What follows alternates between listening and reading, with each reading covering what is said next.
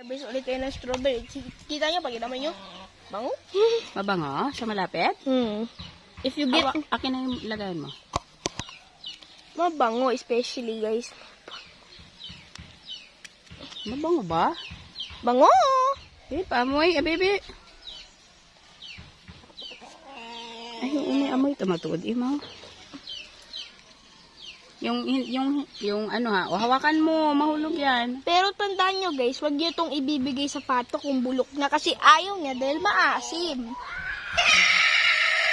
Dahil may Ay, bagong... nagareklamo. Oo, hinog na ba yan? Oo. Dahil may bagong pato sa school. Pero bakasyon. Pero wag nyo ibibigay ito sa pato. Oo, wag yan. Hindi pa yan ano. Wag nyo ibibigay sa pato. Anak, wag mong kunin yung hindi pa fully ripe. Huwag yung bibigyan yung pato ng strawberry. Kasi pag binigyan nyo, iiwasan nyo lang.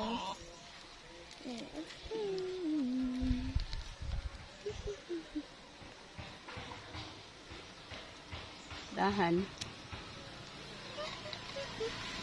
Saan pa? Dito na sa kabila lang ga. Dito. Oh, ito.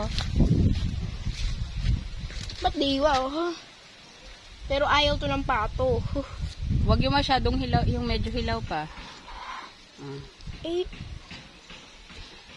ito masyado ng hinog eh. Super nice.